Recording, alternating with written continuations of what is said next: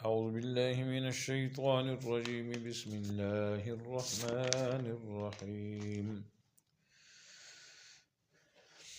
وإذ قلنا ادخلوا هذه القرية فكلوا منها حيث شئتم رغدا وادخلوا الباب سجدا وقولوا حطوة نغفر لكم خطاياكم وسنزيد المحسنين فبدل الذين ظلموا قولا غير الذي قيل لهم فأنزلنا على الذين ظلموا رجزا من السماء بما كانوا يفسقون وإذ استسقى موسى لقومه فقلنا اضرب بعصاك الحجر فانفجرت منه 12 عينا قد علم كل أناس مشربهم كلوا واشربوا من رزق الله ولا تعثوا في الأرض مفسدين.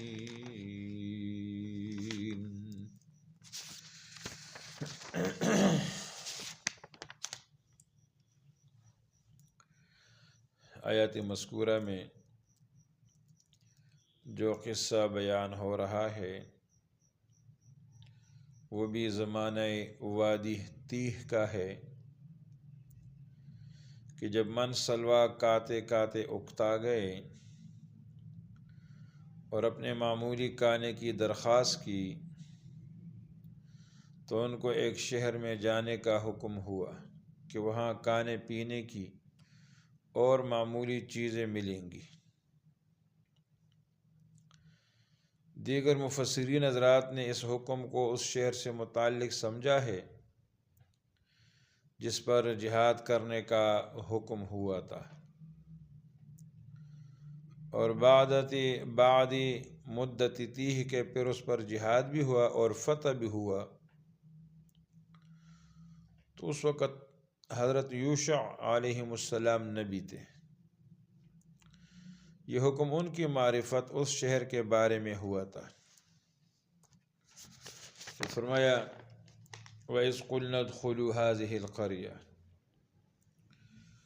اس وقت کو یاد کرو جب ہم نے کہا کہ داخل ہو اس شہر میں، فَكُلُوا مِنْهَا، اور کا تو پھر اس میں، حیث شئتم، جہاں چاہو، رغداً، فراغت کے ساتھ، وَادْخُلُوا الْبَابَ سُجَّدًا، اور داخل ہو دروازے میں سجدہ کرتے ہوئے، وَقُولُوا، اور کہتے جاؤ، حِطْوَةٌ، کہ بخش دے، نغفر لکم خطایاکم، تو ہم معاف کر دیں گے تمہارے گناہوں کو، وَسَنَزِيدُ الْمُحْسِنِينَ، اور تمہیں زیادہ بھی دیں گے، یعنی نیکی والوں کو زیادہ بھی دیں گے۔ تو فرمایا کہ تم شہر میں داخل ہو، اور جب شہر میں داخل ہو تو وہاں کہا کرو حِطْوَةٌ، یعنی توبہ، ہماری توبہ، اور شہر کے دروازے میں عاجزی کے ساتھ داخل ہو، زبان سے کہتے جاؤ حِطْوَةٌ، یعنی توبہ ہے، تو ہم معاف کر دیں گے تمہاری پچھلی خطائیں، اور مزید برآں اور بھی دیں گے نیک کام کرنے والوں کو، وَسَنَزِيدُ الْمُحْسِنِينَ۔ فَبَدَّلَ الَّذِينَ ظَلَمُوا قَوْلًا غَيْرَ الَّذِي، پھر بدل ڈالا ان ظالموں نے اس بات کو خلاف اس کے، غیر الذی قیل لہم، اس کے خلاف جو ان کو کہہ دی گئی تھی۔ ان کو تو یہ کہا گیا تھا کہ حِطْوَةٌ کہا کرو، تو اس کی جگہ انہوں نے کہا حَبَّةٌ فی شعیرۃ، غلہ جو کے درمیان انہوں نے کہنا شروع کر دیا، نافرمانی کی اور گستاخی کی، تمسخر کیا۔ فَأَنزَلْنَا عَلَى الَّذِينَ ظَلَمُوا رِجْزًا، پھر اتارا ہم نے ان ظالموں پر عذاب، طاعون، من السماء، آسمان سے، بما كانوا يفسقون، ان کی حکم عدولی کی وجہ سے، کہ اللہ تعالیٰ کے حکم کی نافرمانی کی تو ہم نے ان پر عذاب نازل کر دیا، طاعون کی بیماری ان میں پھیل گئی۔ تو طاعون ان میں پھوٹ پڑا اور بہت سے آدمی فنا ہو گئے، مر گئے۔ بعضوں نے ہلاک شدگان کی تعداد 70,000 بتائی ہے۔ تو اس ایسے معلوم ہوا کہ بنی اسرائیل کو یہ حکم دیا گیا تھا کہ اس شہر میں حطۃ، توبہ توبہ کہتے ہوئے داخل ہو۔ انہوں نے شرارت سے ان الفاظ کو بدل کر حنطۃ کہنا شروع کر دیا، اس کی وجہ سے ان پر آسمانی عذاب نازل ہوا۔ تو الفاظ کی تبدیلی ایسی تھی کہ جس میں صرف الفاظ ہی نہیں بدلے بلکہ معنی بھی بالکل الٹ گیا۔ حطۃ کا معنی توبہ، گناہوں کو نظر انداز کرنے کے ہیں، اور حنطۃ کا معنی گندم کے ہیں، جس کا کلمہ مأمور بہا سے کوئی تعلق نہیں۔ تو الفاظ کی ایسی تبدیلی خواہ قرآن میں ہو یا حدیث میں یا کسی اور امر الہی میں، بلا شبہ اور بالاتفاق حرام ہے، کیونکہ یہ ایک قسم کا استہزاء یا تحریف ہے۔ تو اسی سبب ان پر عذاب نازل ہوا اور ہلاک ہو گئے۔ آگے فرمایا وَإِذِ اسْتَسْقَىٰ مُوسَىٰ لِقَوْمِهِ فَقُلْنَا اضْرِب بِّعَصَاكَ الْحَجَرَ۔ یہ قصہ بھی وادی تیہ کا ہے۔ اس میدان میں تھے، وہاں پیاس لگی تو پانی مانگا۔ موسیٰ علیہ السلام نے اللہ تعالیٰ سے دعا کی تو ایک خاص پتھر کو حکم ہوا کہ اس پر عصا مار۔ عصا مارنے سے قدرت خداوندی سے 12 چشمے نکل پڑے، اور ان کے 12 خاندان اس طرح تھے کہ حضرت یعقوب علیہ السلام کے 12 فرزند تھے، ہر ایک کی اولاد کا ایک ایک خاندان تھا۔ ان کو انتظامی معاملات میں الگ الگ ہی رکھا جاتا تھا، سب کے افسر بھی جدا جدا تھے، اسی لیے چشمے بھی 12 ہی نکلے۔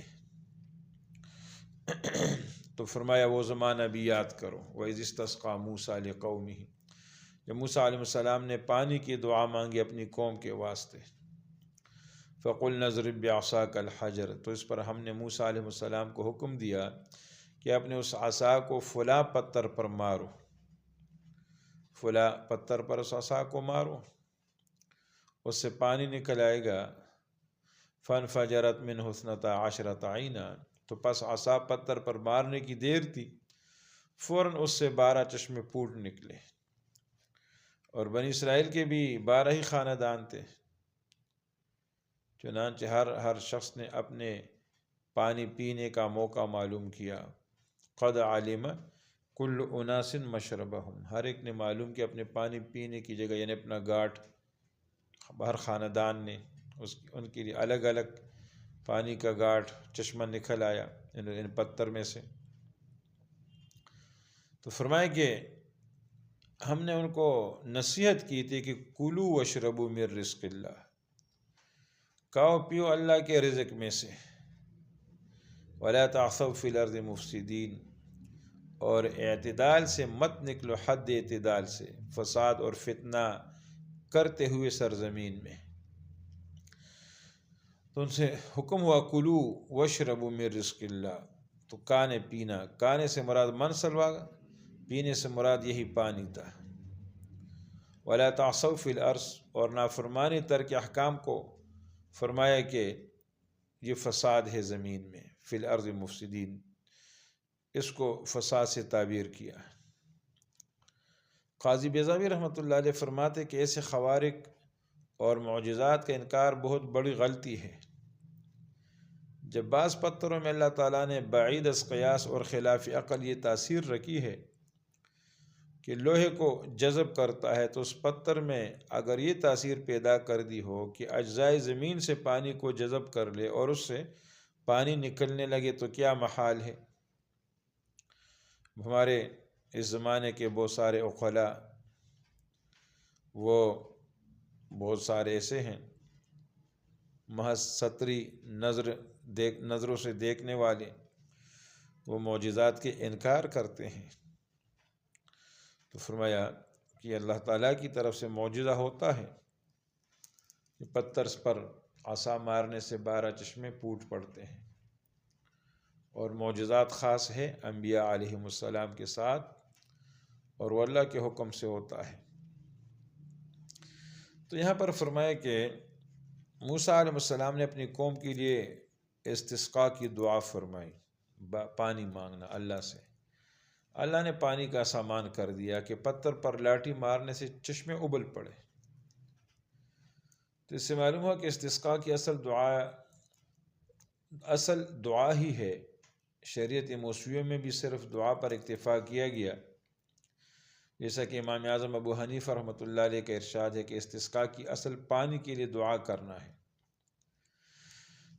یہ دعا کبھی خاص نماز استسقاء کی صورت میں کی گئی ہے، جیسا کہ حدیث میں نبی علیہ السلام کا نماز استسقاء کے لیے عیدگاہ کے میدان میں تشریف لے جانا اور نماز اور خطبہ اور دعا کرنا منقول ہے۔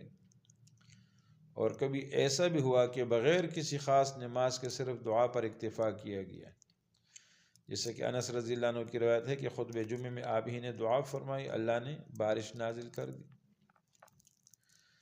اور یہ بات سب کے نزدیک مسلم ہے کہ استسقاء خواہ بصورت نماز کیا جائے یا صرف دعا کی صورت میں، اس کے مؤثر ہونے کے لیے گناہوں سے توبہ، اپنے فقر و مسکنت اور عبودیت کا اظہار ضروری ہے۔